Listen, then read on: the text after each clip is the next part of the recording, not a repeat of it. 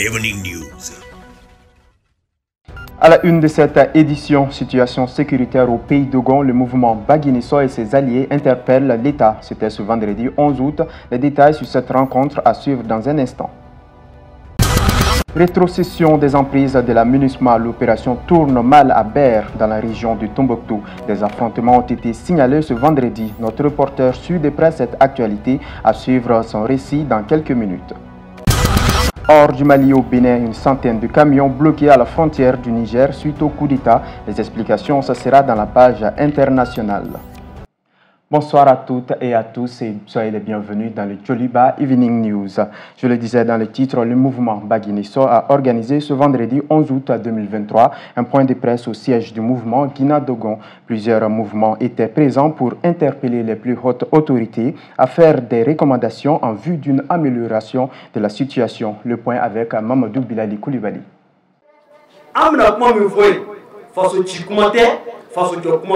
Bojo, 17 morts, manifestation ville morte à Bandiangara, un mort et plusieurs blessés. Ce n'est là que la partie visible de l'iceberg. Une insécurité inquiétante surplombe le pays d'Ogon depuis un certain moment. Alors, plusieurs mouvements et associations, avec en tête Baguinesso, se sont rassemblés lors d'un point de presse ce vendredi 11 août pour tirer la sonnette d'alarme.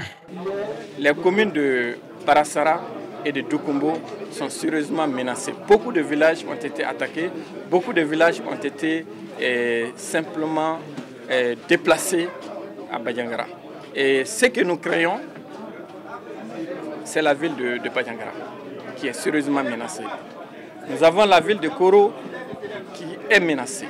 Vers la frontière, au-delà de 15 km, dans la brousse, dans la forêt, les djihadistes se promènent comme ils veulent. Bankas, il y a en tout cas une ville, un village qui les retient. Et Bankas aussi est sérieusement menacé. Donc il fallait qu'on sorte pour interpeller les autorités sur le désastre que nous vivons. La situation actuelle, elle est déplorable. Elle est simplement déplorable. Avec ces villages qui sont déplacés, avec ces morts, parce que les morts que nous avons connus sous la transition, nous ne les avons pas connus sous le régime défunt. Donc ça, c'est assez inquiétant pour nous. Vu la montée en puissance dont on parle de l'armée et qu'on assiste à ces assassinats chez nous, alors ça nous perturbe énormément. Cette rencontre au siège de Guinadogon à Bamako, à un moment crucial pour la sécurité au centre du pays, était aussi une façon de proposer des pistes de sortie de crise. Et donc nous nous sommes réunis ici entre jeunes vraiment de toutes les associations et mouvements des pays d'Ogon, du centre on va dire. On a même tendu nos mains à nos cousins de la zone de Massina, Nyono et tout ça. Donc tout simplement pour dire que ce qui prévaut chez nous actuellement c'est difficile. Les populations qui sont aujourd'hui en situation de déplacement, que l'État ne les laisse pas sans abri comme ça ou dans des abris de fortune qui ne leur permettent pas de vivre avec une certaine dignité. C'est de leur trouver où se loger, de leur trouver quoi manger. En dehors de cela, ce que nous demandons, c'est vraiment la sécurité. Et c'est pour cela que nous demandons à l'État d'accentuer le redéploiement, l'occupation militaire du terrain. Et c'est très important, d'autant plus qu'aujourd'hui, les populations sont obligées de sortir de leur maison pour aller dans les brousses et où ils risquent presque tout. En plus, ils estiment que ces opérations pourraient être menées par les FAMA aux côtés des groupes d'autodéfense qui combattent le terrorisme dans la zone. Les mouvements présents comptent se rassembler au sein d'un plus grand regroupement qui sera nommé Ankolakana. Je le disais dans le titre, dans le cadre du retrait progressif de la mission multidimensionnelle intégrée des Nations Unies pour la stabilisation au Mali, MINUSMA, il y a eu des affrontements ce vendredi 11 août 2023 dans la région du Tombouctou entre les positions de l'armée malienne et celles de la coordination des mouvements de l'Azawad CMA, faisant des morts et des blessés. Suite à ces affrontements, le camp des FAMA soutient une attaque terroriste de la CMA, parle de violation de tous les engagements et les arrangements sécuritaires entre l'État et les groupes armés. Plus de détails avec Omar Koïta. Dans le cadre du retrait progressif de la mission multidimensionnelle intégrée des Nations Unies au Mali, MINUSMA, l'armée malienne annonce avoir riposté à une attaque terroriste ce vendredi 11 août 2023 dans la région de Tombouctou, a déclaré l'armée malienne dans un communiqué ce vendredi soir. Dans le cadre de la rétrocession des emprises de la MINUSMA, les forces armées maliennes en mouvement vers la localité de Ber ont riposté vigoureusement ce vendredi 11 août 2023 vers 15h50 à une tentative d'incursion dans leur dispositif et à des tirs de harcèlement faisant un bilan de 1 mort et 4 blessés au sein des FAMA. Les terroristes dans leur débandade ont abandonné 4 corps, plusieurs motos et des matériels militaires. Au même moment, les responsables de la coordination du mouvement de l'Azawad, SEMA, dont les soldats se trouvent également dans la localité de Ber, région de Tombouctou, ont multiplié de communications sur la toile. À l'image de Ataï Ag Mohamed, un des hommes forts de la SEMA qui clame la légitime défense.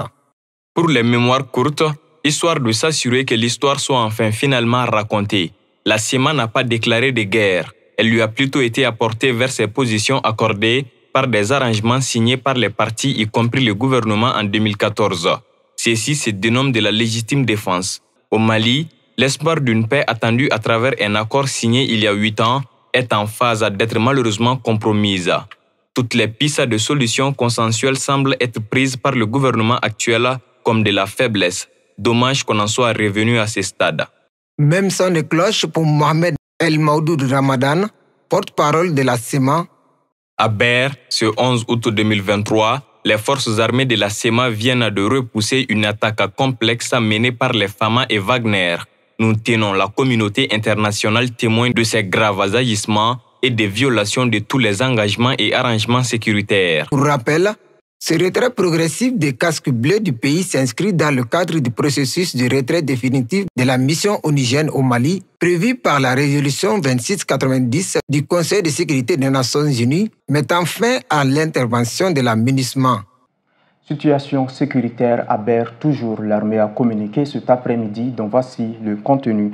Nous vous annoncions ce 11 août 2023 une tentative d'incursion des tirs de harcèlement des groupes armés terroristes contre des unités FAMA devant être installées à Ber dans le processus de rétrocession des emprises de la MINUSMA. À ce jour, samedi 12 août 2023, le bilan des affrontements a évolué avec côté ami 6 morts et 4 blessés. Les GAT dans leur débandade ont abandonné 24 corps, 18 AK-47, 12 motos.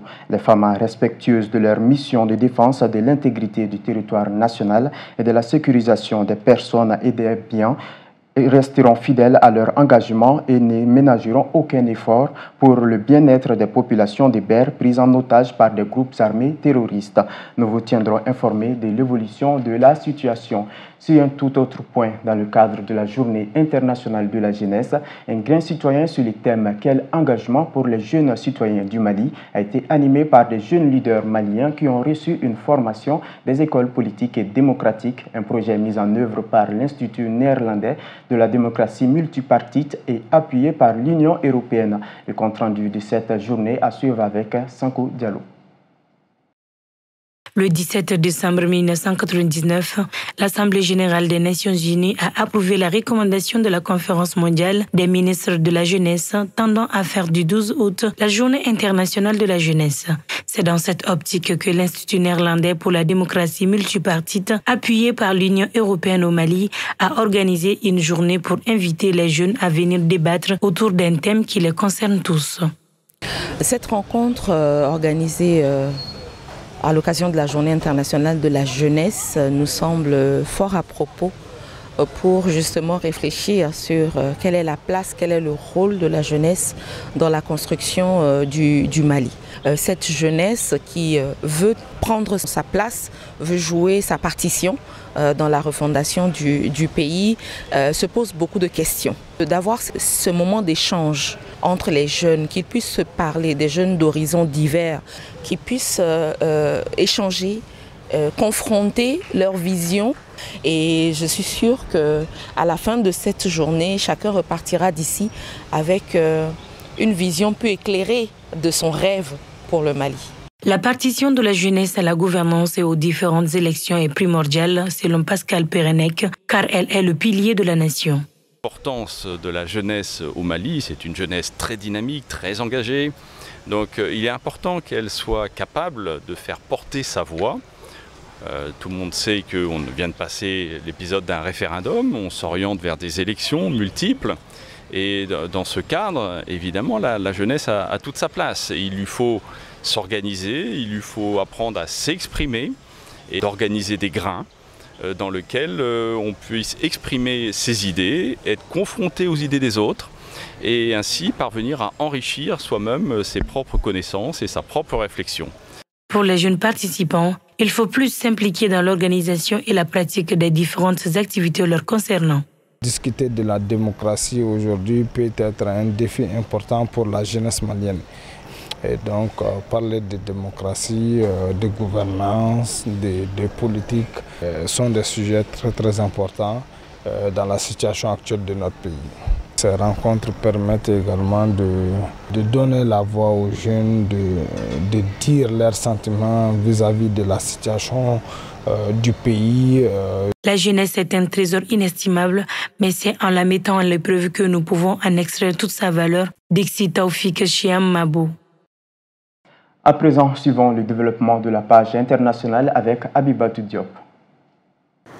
Le Bénin ayant fermé sa frontière avec le Niger, conformément à l'une des décisions prises par la CEDEAO, plus d'une centaine de camions à destination du Niger sont stationnés à Malandville, la ville frontière entre le Bénin et le Niger. Ce blocage dure depuis plus d'une semaine pour contraindre le régime militaire issu du coup d'État à rétablir l'ordre constitutionnel au Niger. Face à la situation, les conducteurs de camions en partance pour le Niger ne manquent pas d'exprimer leur inquiétude.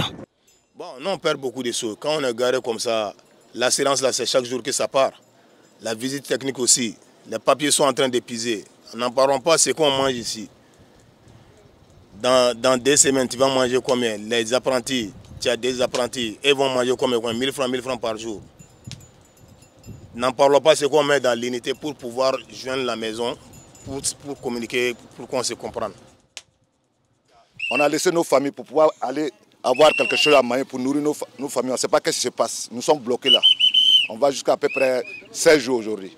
Donc, on demande à la population africaine de régler leurs problèmes, de nous laisser passer. On va décharger nos bagages, se retourner, retrouver notre famille tranquillement, comme il se doit.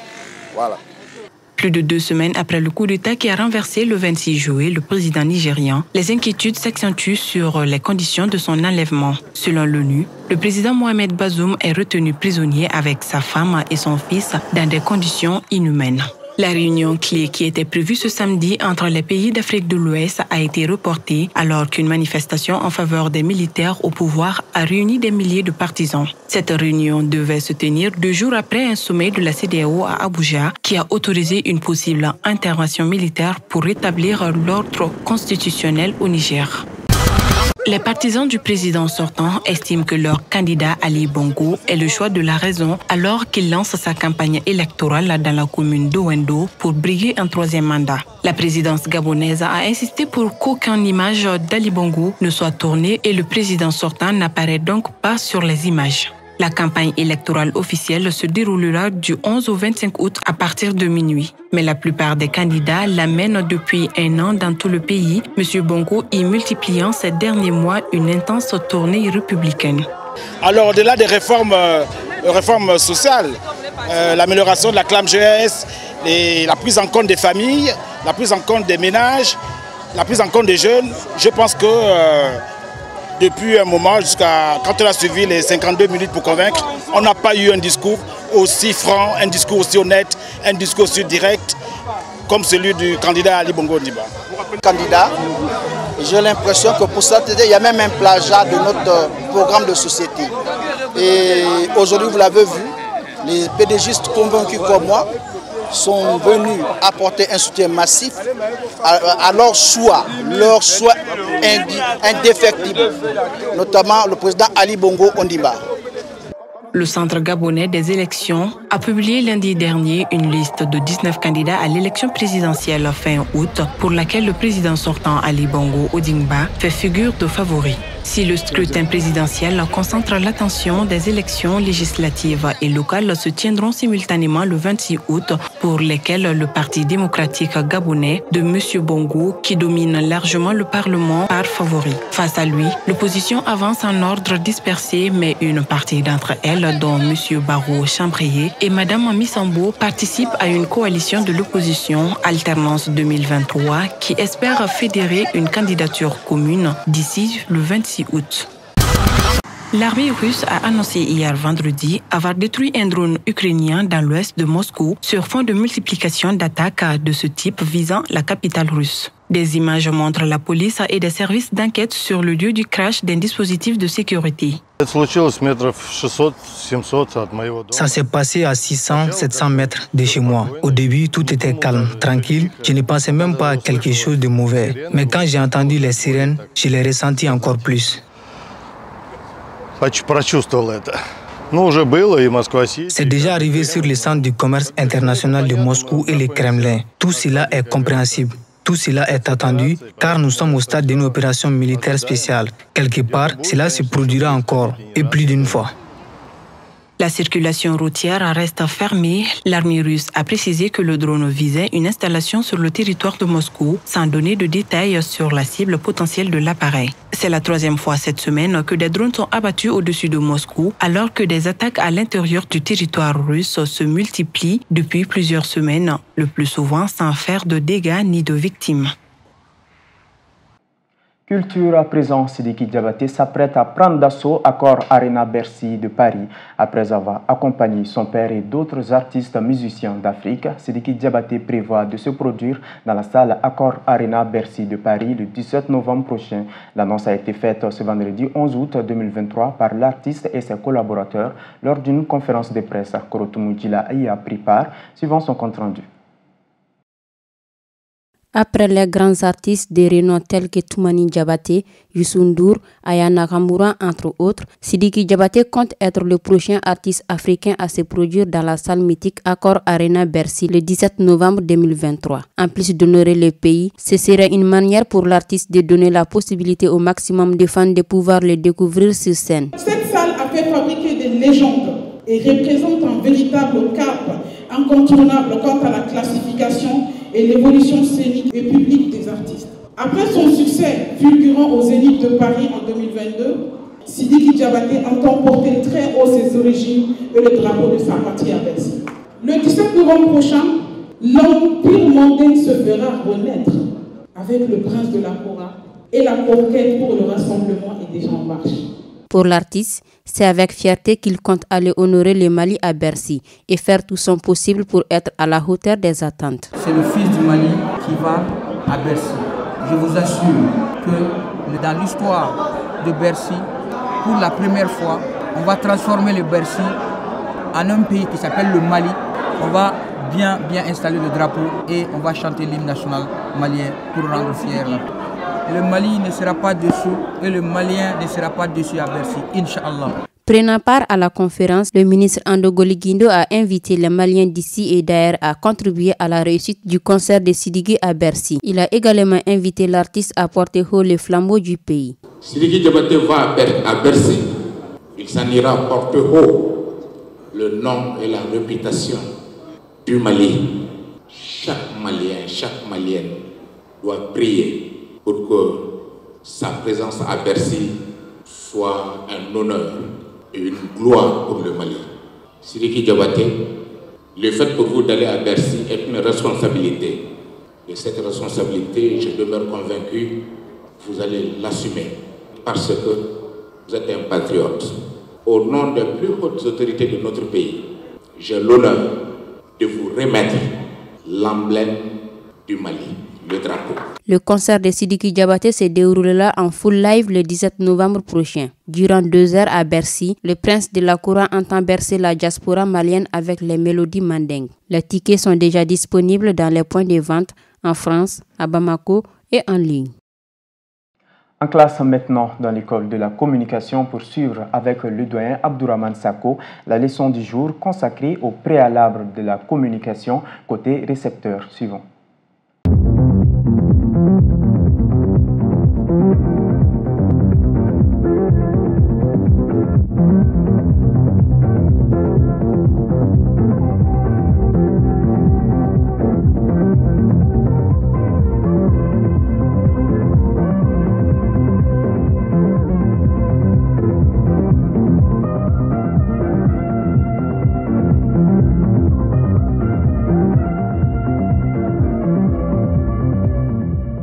Mesdames et messieurs, bienvenue à la leçon du jour, la belle leçon du jour, j'ai envie de dire, qui va porter aujourd'hui ici les préalables au niveau du récepteur cette fois-ci, parce qu'on a suffisamment parlé des préalables côté émetteur. Aujourd'hui, on va parler des préalables du côté du récepteur.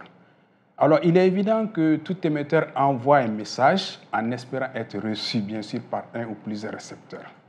On va appeler récepteurs tous ceux qui sont dans le champ d'action de l'émetteur et sont donc exposés au message émis. Nous avons dit dans nos précédentes chroniques qu'à cause des pertes de valeurs successives, seuls 20, il y en a qui parlent de 10%, seuls 20 à 10% arrivent à l'émetteur. En réalité, il n'y a de communication que lorsque ces 10 à 20% remplissent certaines conditions. D'abord, qu'il soit perçu, ensuite qu'il soit compris, ensuite qu'il soit accepté par le récepteur. Voici les 3 conditions. Perçu, parce que tout ce qui est émis n'entraîne pas automatiquement une communication. Il nous arrive à nous tous souvent de mettre un poste radio en marche. Pendant que la radio marche, on a l'esprit ailleurs. C'est-à-dire on n'est pas en train de suivre la radio, mais pourtant le son vient. Ça peut arriver, c'est perçu, mais il n'y a pas de communication. Le message est donc émis, reçu, et ça se limite là. Il n'y a pas de communication. Deuxième condition, il faut que le message soit accepté par le récepteur. Dans le lot de messages qui nous parviennent, il est évident que le récepteur, nous faisons tout ça, si on est en position de récepteur, il fait des choix en acceptant ou en refusant de prêter l'oreille à certains messages. Le message est donc émis, perçu, mais pas accepté et il n'y a pas de communication toujours. La dernière condition, il faut que le message soit compris. Compris, c'est-à-dire que le message peut être émis, perçu, accepté, mais il n'existe toujours pas de communication. Il doit donc être compris, c'est-à-dire signifier quelque chose pour le récepteur. Le message doit dire quelque chose au récepteur, c'est en ce moment seulement qu'il est compris. Donc, si ces 3 conditions sont remplies, il reste que, même si ces conditions sont satisfaisantes, il y a des préalables côté récepteur. Notamment, 1. Il faudrait que le récepteur soit en mesure de faire des hypothèses sur les messages reçus. 2. Qu'il puisse prendre des décisions en toute responsabilité sur ces hypothèses et qu'il puisse transformer ces décisions en messages. C'est en ce moment seulement qu'on peut prétendre à un retour de l'information. Donc la balle, comme on l'a dit, est effectivement maintenant dans son camp. Il lui appartient de retourner. Et il y a un autre facteur qui va influencer à ce niveau, c'est la volonté.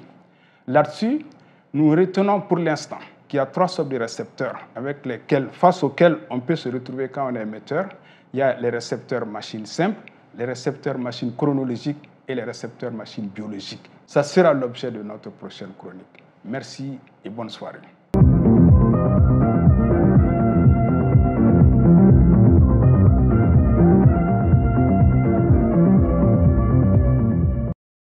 Et c'est la fin de ce Djoliba Evening News à qui j'ai l'immense plaisir de vous présenter. Merci à vous de l'avoir suivi. L'information continue sur Djoliba TV News.